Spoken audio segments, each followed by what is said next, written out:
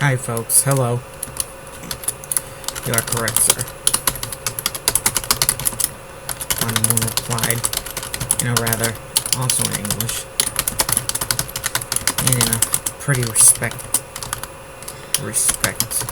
manner, as though she was addressing a superior.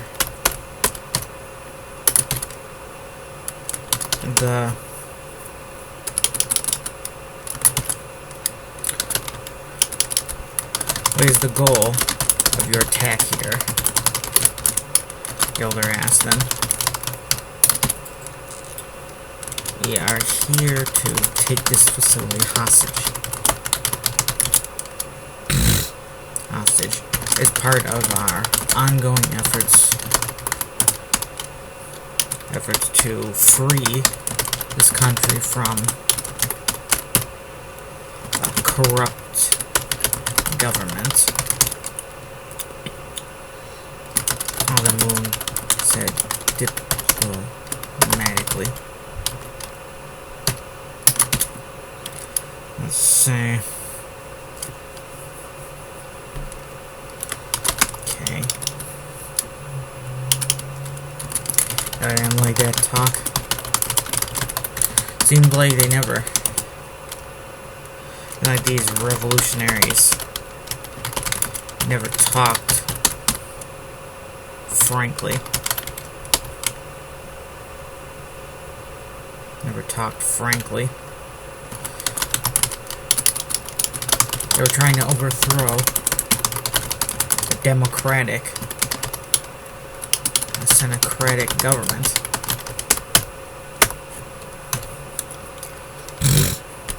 It probably was corrupt. Gilder was no expert on the politics of the nation, but it was better than what came before it. Where a crazy, absolute dictatorship, monarchy. Let's see, figurehead.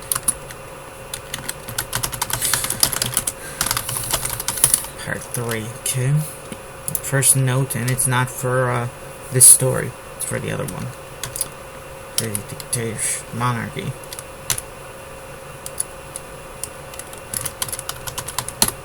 There was certain corruption was rampant there. Through it. That old government. Are you sure it's just a matter of hostage taking? Gilder asked Moon. Asked Wanda. Maybe you have something else to ask. A year after. Something else. What would that be?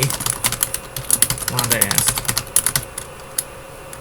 The sleeper, Gilder said quite frankly, without elaborating, were his comrades out of the loop. Carl and Roper looked at each other. Sleeper.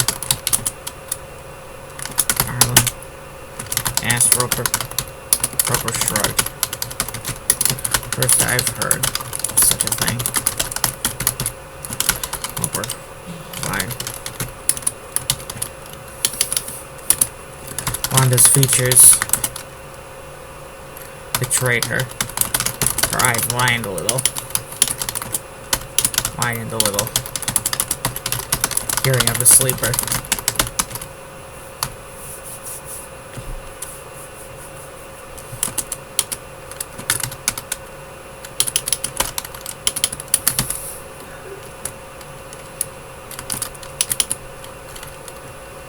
We did not know the sleeper was real or something, just another story, another silly story.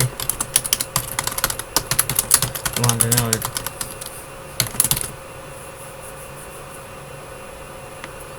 We don't need it.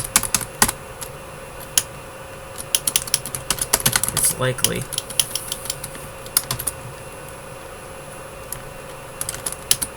We have superhumans on our side already, as you have seen. A few extra, another powerful one. One on the level. Dominique Richington would be quite useful. You assume that she would help you if you freed her? Builder asks. You know, in gratitude? Perhaps, Wanda replied. I doubt she'd be happy with you folks who have kept us on ice all this time. Who have kept her on ice all this time. Gilder saw Marlon, Roper, and others looking his way. He gave them a drop it kind of look. He was in no position to discuss the sleeper beyond what he already said. The other knew the men around him were smart cookies. They could draw their own conclusions. Dr. Rupert Ward then arrived. He was looking more disheveled. He was looking more clear-headed and a lot less disheveled than he was last time Gilder saw him.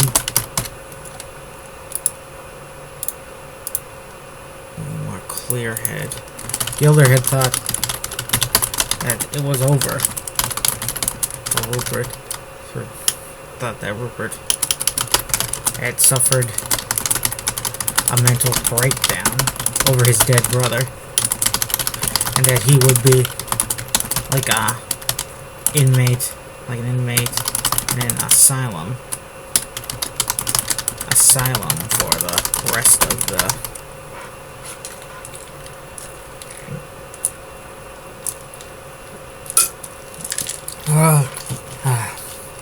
delicious. And said, Gilder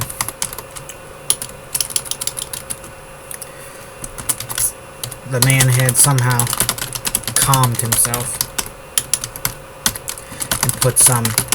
and likely put some mental barrier between his grief and himself.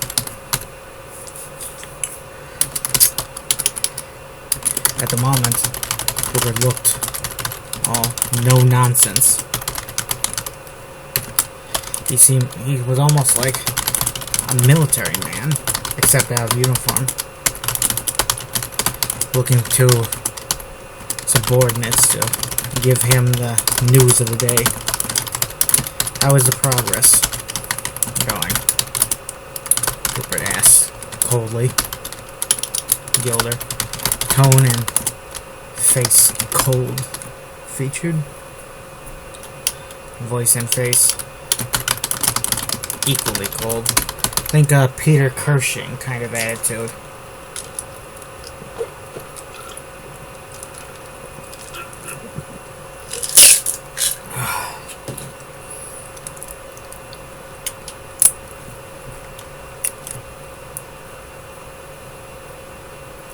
Let's see.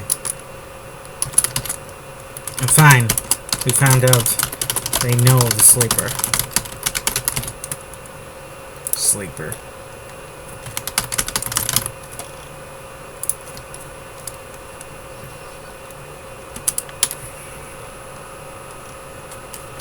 Gilder replied, talk of the sleeper. Mention of the sleeper brought a little worry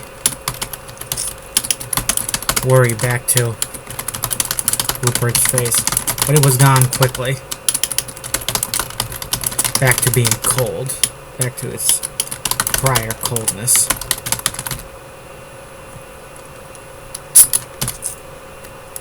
Anything of a mole? Rupert asked. Not yet. Gilda replied.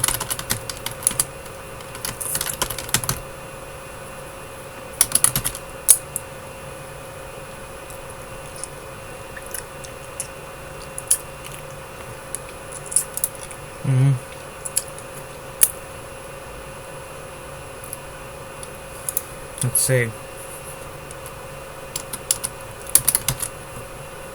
Not yet. Make that your next line of questions. Next line of questions. Rupert muttered. And do not be afraid to get physical with her.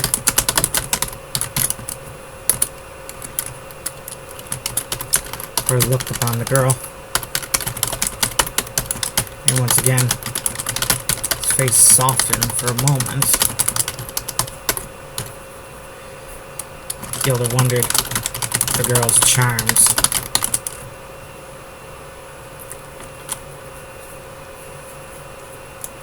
You could imagine the girl's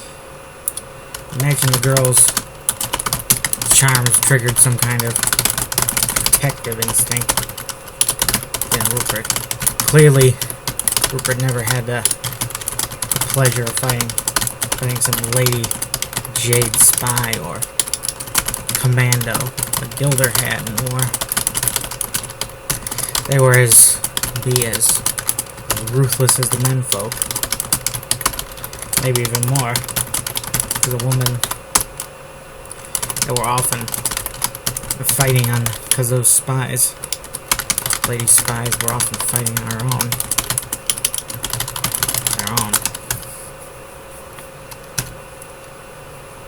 And they got caught. Well, they had no one but themselves to help them.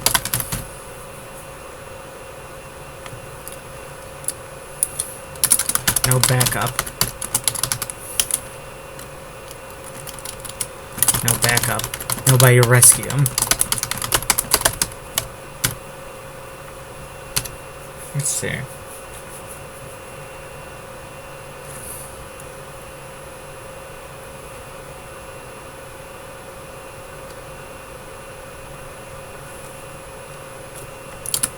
They got cornered.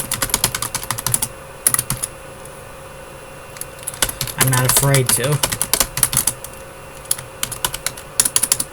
Gilda said. I'll do anything to her myself. So to protect our people. Rupert muttered then. That softness gone. Face like it was never there. And I'll torture her myself, sir. Gilda asked. Rupert? Alan asked as well. You think I'm soft?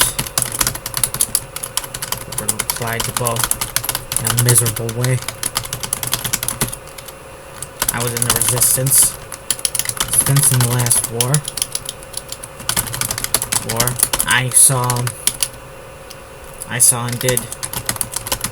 I did many things I never thought myself capable of. Every survivor did. Alan noted. I tortured people, it said, for information. Rupert then thought of something. Pick up the girl's chair and carry her and follow me.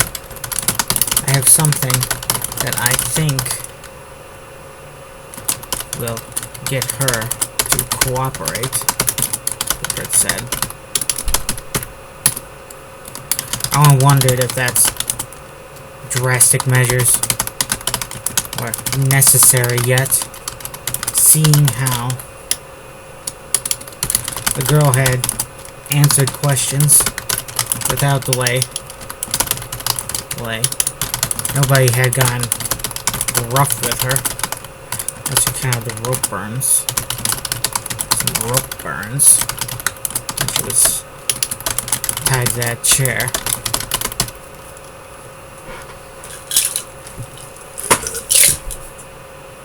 Damn, out Diet Pepsi.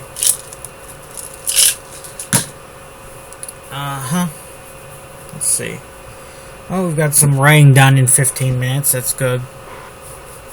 And we haven't just been back and forth like a script in a before. You know, that's why I assume scripts were. You know, just back and forth. Because most movies, it's mostly talking. You know, but yeah, there's action bits, pieces here. You know, scene end, scene start. I don't know.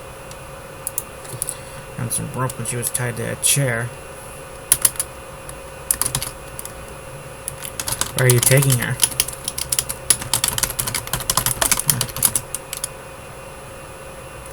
Oh, I asked Rupert. To a torture chamber.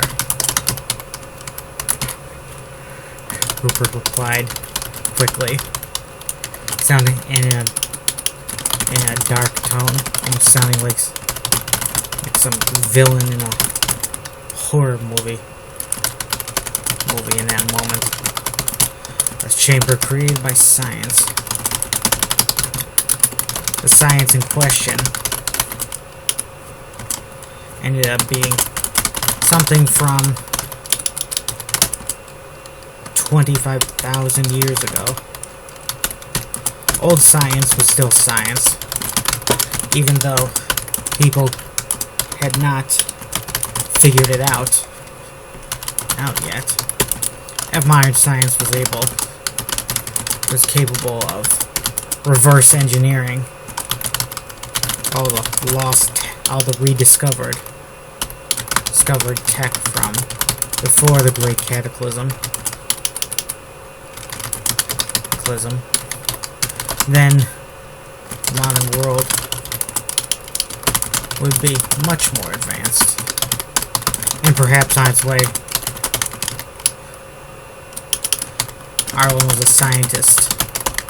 In his mind, Arlen viewed himself as a scientist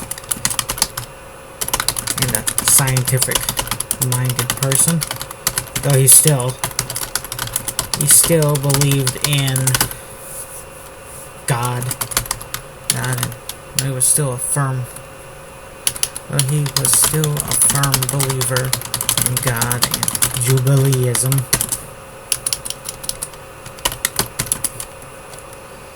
Jubileeism is Christianity. I don't know if I ever called anyone Christian in the story. Jubilean. I think that's the term. Quite a difference between those two words. Still a firm believer in God and Jubileeism. He was a little worried that reviving all the tech from 2,000 years ago would put modern man on a doomsday, on a path to doomsday. Things were already pretty precarious with the space race, nuclear weapons, the Cold War, ongoing Cold War.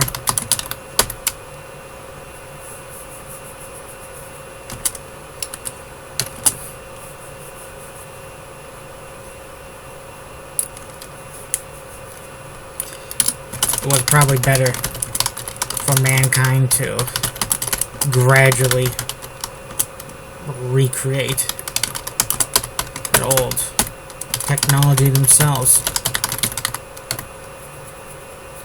and hopefully by taking it slow, mankind would avoid the disaster of 2,500 years ago.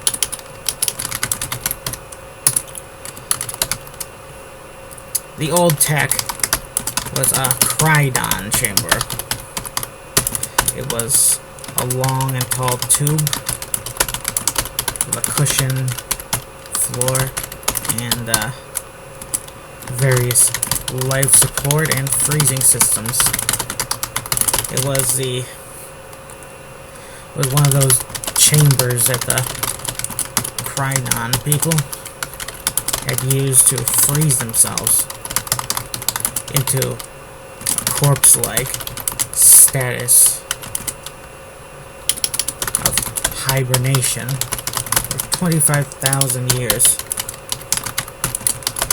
The Crydons were human originally, but the revival process in modern day always went wrong, with the Crydons coming out of the tubes as, let's see how tube opens. As mindless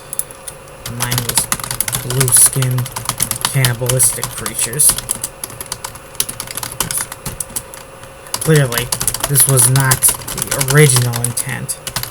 This was not the intent of them undergoing cryostasis so long ago. Am I getting tired of saying 25,000 years? Yes. Yes, I am.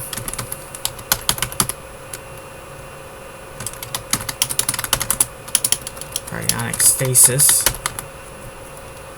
Apparently cryonics is not right. I don't know why, Mr. Bill Gates. I mean, I'm sure he's got an interest in cryogenics. Let's see. The Crydons were supposed to revive normally and provide wisdom as humans. And let's see, blue in the tube.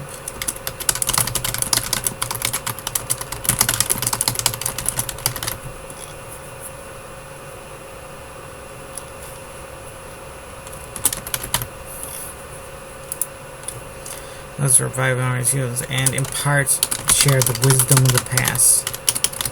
The past with modern humans.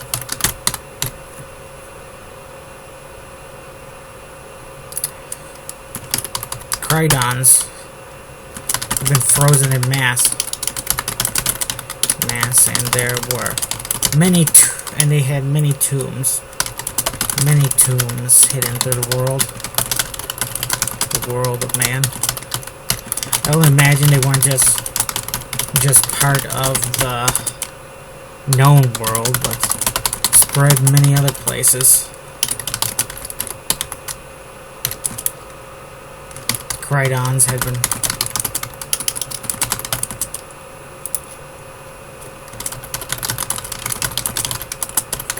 been waking up in the known world for over 1,000 years, and new ones were being found every day and dealt with by the authorities wherever they sprang up. They were not much of a problem.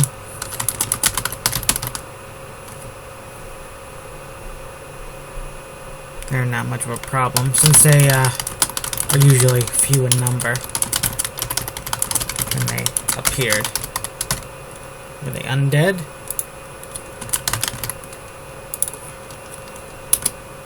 I don't even know the story of the tube sitting in the special lab to the rear of the lab. You assumed it came from some Zen Crydon tube, the term for where.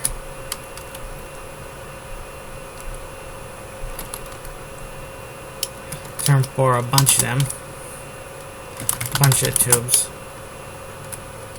The term for the Crydon hiding places. through the world.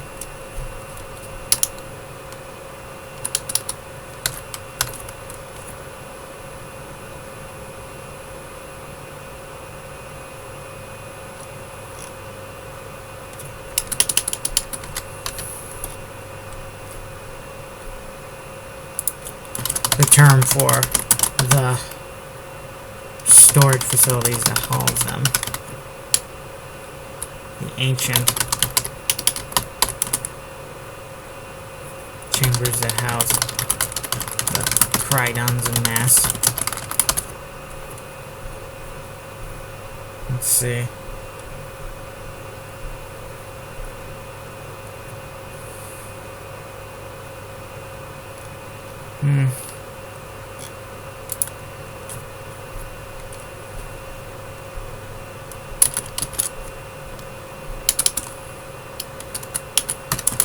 The tube was plugged in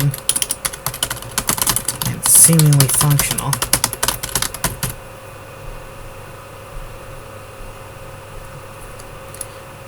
Scientists had apparently found a way to actually reactivate it and begin the stasis process. They had not subjected anyone to the process, which would have been lethal to a human.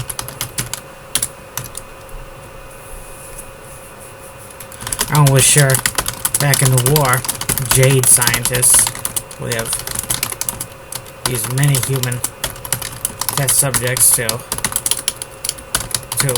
unlock the secrets of the Crydon tubes. Stasis tubes. That is, such things interested them. The Jade scientists put most of their efforts into the weapons of war.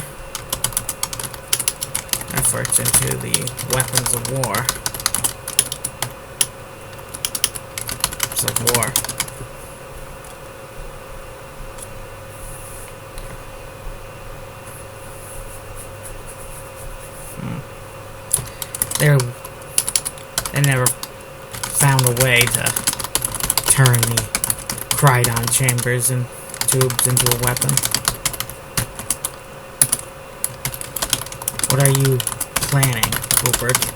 Arlen asked his old friend.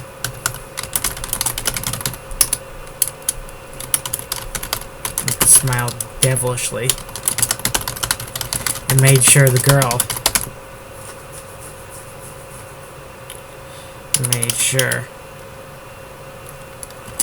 the captive Londa saw it. Londa was being carried over the heads of the men, a bunch of men, still tied to her chair. Besides being if she wasn't tied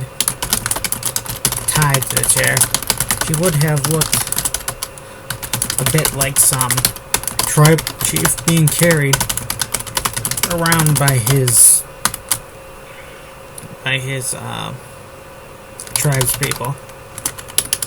Well, it's some sign of respect. It's a sign of respect.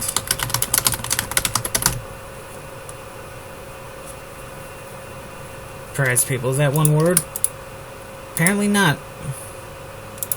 Learn new things every day. Well, folks, see you later. Have a nice day.